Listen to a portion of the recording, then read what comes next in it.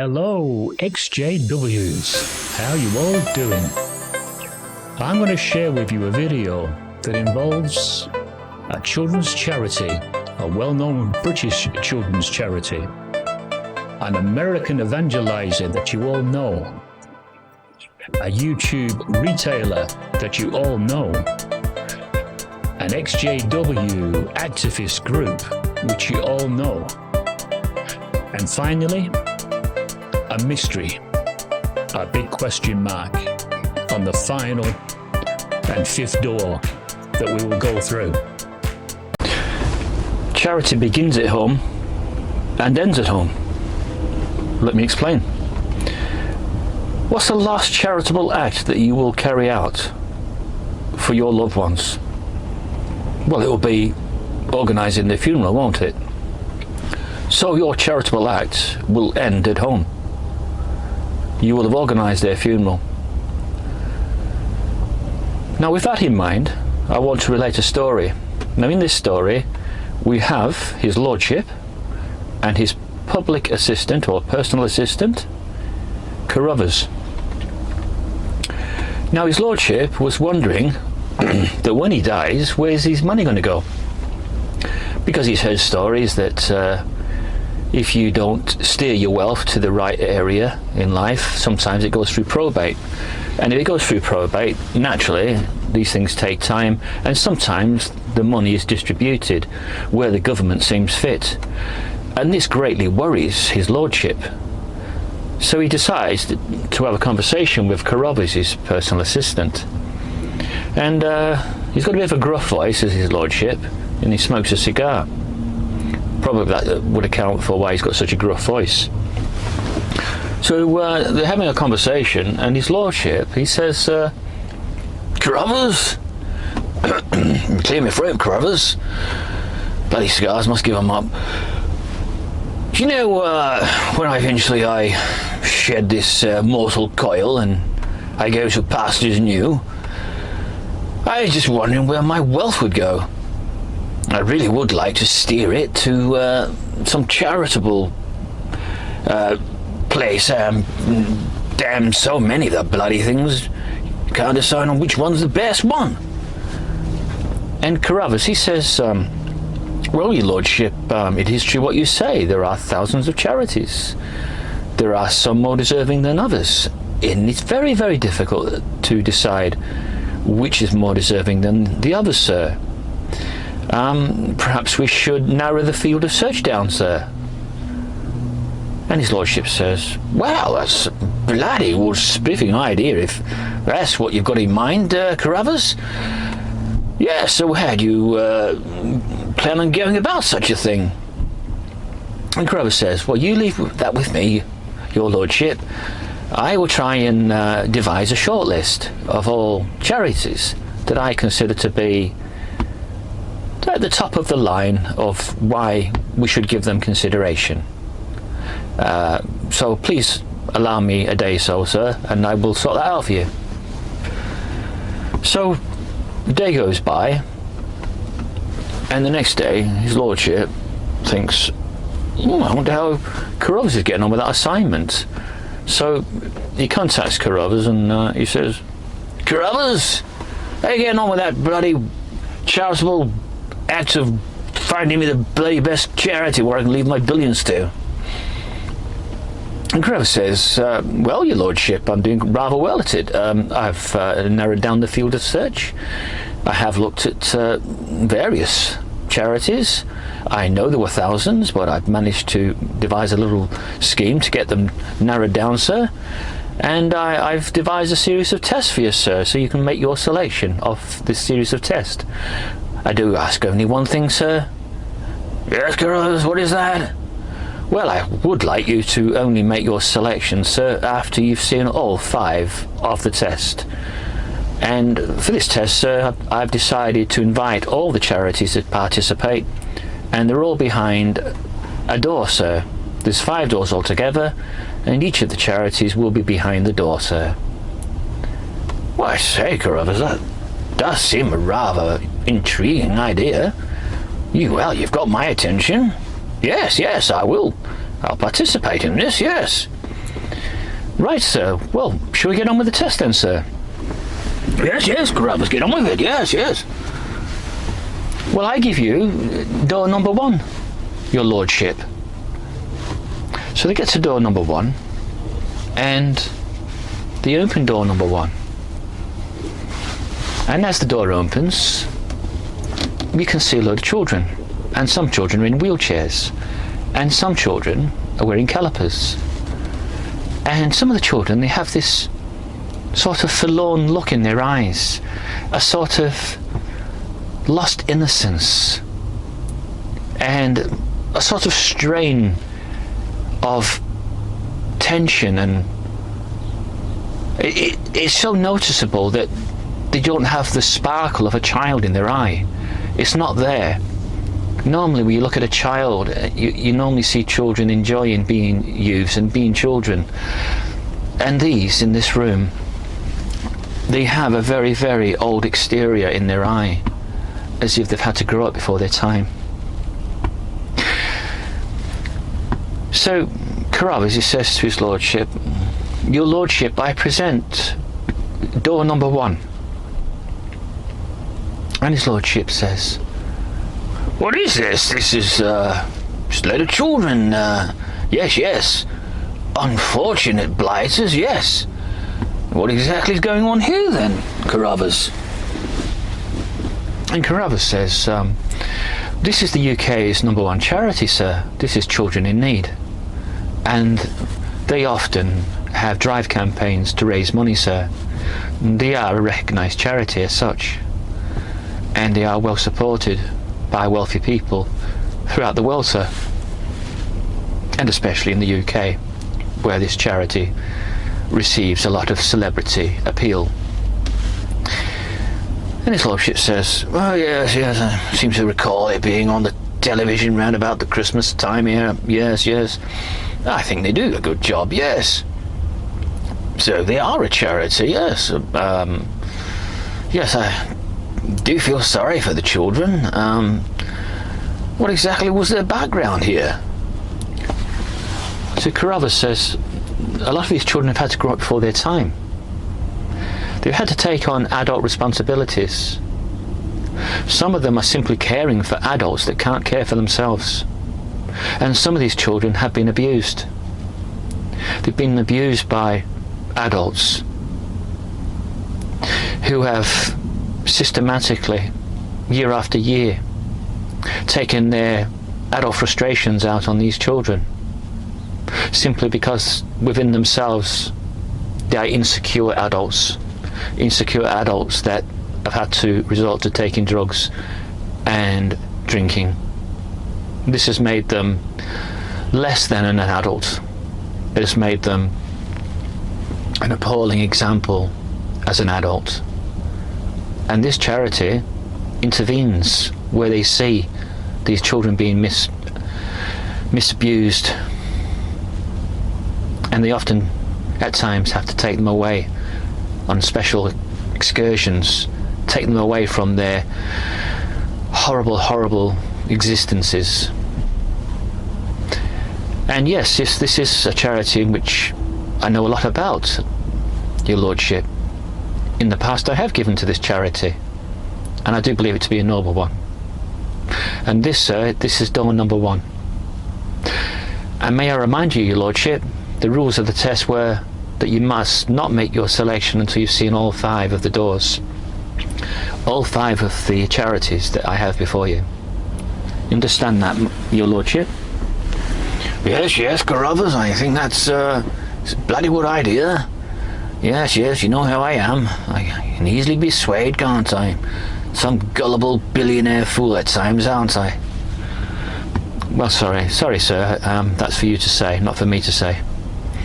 Shall we proceed with the test, sir? Yes, Carruthers. Yes, get on with it. So they get to door number 2, and they open door number 2. And as the door opens, there's this American evangelizer with brilliant white teeth and an apple pie face. And his lordship says, well, what's going on here then? I mean, just a single chap. What's his game, Carruthers? And Carruthers says, this is an American evangelizer, sir, who hails from the Bible Belt areas of America. Yes, sir. He set himself up as a charity, yes. He has thousands and thousands of subscribers, sir, and parishioners who give monthly to him, sir. Yes, but what's he doing begging for my billions? Well, I'm glad you asked that, sir. It turns out that this evangelizer, he wants a new jet, sir. He wants the latest jet, so he can jet about on his evangelical mission, sir, around America and the surrounding areas. This jet that he seeks will be the latest, sir. He does have 2 other jets, but he's now considered them to be too old and not in keeping with his new appeal. So, he's a charity masquerading as some evangelical bloody minister, and he wants a new bloody jet? He's got a bloody chick, I'll tell you. No. I really must question mark this one, Carruthers. I'm not really sure about this one. Very good, your lordship. That is only door number 2. We do have 5 doors to get through, your lordship, so allow me. So they get to door number 3, and they open door number 3. And Carruthers says, your lordship, I present door number 3. And his lordship says, what's this chap? What's this bloody chap doing with this talking in an English accent? Bit of a booming tone to his voice. Bit like myself, really, except without the titles and, of course, without the money. And Carruthers says, your lordship, this is a YouTuber. A professional YouTuber. This is how it's become now online, sir. That a person can become a professional YouTuber and have people subscribe to his channel, and that is his main source of income, sir. This is how he feeds his family. This is how he has 3 holidays a year, and how he keeps a moderate standard of living, sir. What? All through bloody YouTube? Yes, sir. It has become a profitable endeavour, sir. Lots of people are doing it. Some more successful than the others, sir. It depends on the message they carry, sir. What bloody message is this one carrying, then? Well, I'm glad you asked, sir. Well, this one, sir, he's an alerter. He's a bloater? No, sir, no. I said alerter. Yeah, you said bloater. I'm sorry, no, sir. You misunderstood me. He's an alerter. Let me explain, sir. He informs people, sir, about his former religion. A former religion in which used to control him and used to dictate to him, sir. And he no longer belongs to that religion. And he has become an alerter to what that religion has been saying and doing throughout the time that it's been taking people's attention. So, in his own way, sir, he is a charity of a kind, but it is a question mark decision, sir, as to whether you would give to him. Some would feel as if they need to support his work, and others would feel that he should support his own work and not be such a burden on everybody else by effectively, sir, if you excuse the expression, he is actually holding out a begging bowl, sir, and begging people to give to his channel to support his standard of living. And so he's on this series of tests today, and behind door number 3, for that reason, sir. He wants to continue with his work and his research, sir. Well, I say, Carruthers, this is rather a lot to think about. May I just put a question mark next to this one, I think? Can't make my mind up with this one. It's a bit of a difficult one. Very good, sir. This is only door number 3, so we do have 5 doors to get through. And you did give your word that you wouldn't make any selection until you've seen all 5. So they get to door number 4, and they open door number 4. Carruthers says to his lordship, Your Lordship, you're doing very well with this test, but I give you door number 4. And his Lordship says, what the blazes is going on here? And who was that chap with rather long hair looking all Christ-like? I mean, the damn blighter looks like Jesus Christ, does he not? And Carruthers says, yes, that's one of their members, sir. Yes, he's known as the Faithful Slave, sir. Yes, he does have long hair. Yes, you could say that he does a bit look like Jesus Christ. Indeed he does, sir. He doesn't wear the robe of Jesus Christ. He wears modern clothing. But yes, sir, you could say he does have an appearance of Jesus Christ. So his Lordship says, after that, he says, so what are these other people doing then? I mean, I understand that there's activity going on here. All busy bees, and what is that they're talking about, and what is that message that they're carrying? It seems a bit of a hands-on and full-on approach, doesn't it not? And Carruthers says to his Lordship, well, sir, he says, these people sort of lead by example. They say things on their YouTube site, sir, and then they go out and actually do it. They're actually what you call frontline activists, sir. They take the fight to their former religion. Yes, they're a fine bunch, sir. They're a fine bunch, and some of them, sir, have received some bad treatment by their former religion.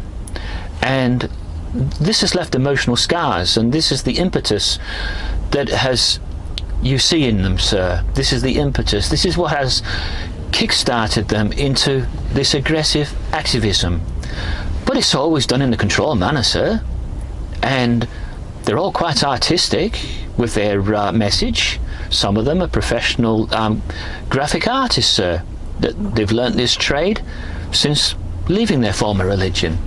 And they do a very good job. And if I have to say, sir, I have studied this bunch over the years, and I'm very impressed with them over the short span of time that I've come to know them. They have various leaders. They don't have just one leader, sir. They're all able to stand in front of a camera and give out the message. And they do it in a most dignified way at times. Sometimes they get relabeled as activists who just want trouble. But this isn't the way I see it. No, it's not the way I see it at all. So, sir, you've seen all 4, but you haven't seen number 5 yet, sir. Door number 5 is a special charity, and that's why I've decided to keep it right to the end for you, sir. Are you ready to proceed with the test, sir? Yes, Carruthers, yes, get on with it. Very intriguing. Very impressed with it so far, sir. Yes, get on with it.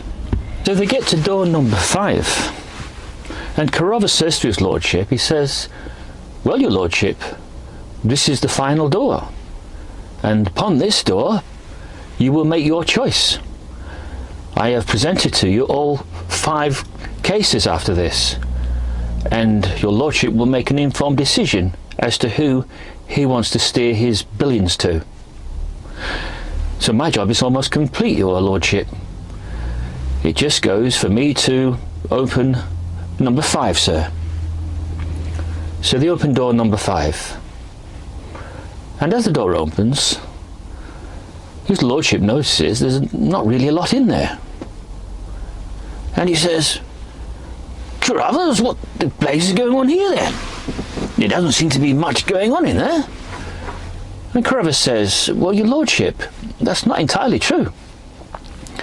Have you noticed in the corner, your Lordship, there is upon a table, and upon the table there is a cushion, a red cushion upon the table, sir. And his Lordship says, oh yes, now you've mentioned it, I do see it in the corner of my eye now. So Carruthers says, perhaps your Lordship would like to get nearer, for there is a special prize. When your Lordship nears the table, he will look upon the cushion and he will see something. Well, now I am intrigued, Carruthers. This is most interesting. So his Lordship, he gets nearer and nearer to the table and to the cushion. And when he gets near the cushion, he notices there is a single ear. One single ear laid upon the red cushion. Well, at this point, his lordship is, well, he's an emotional wreck.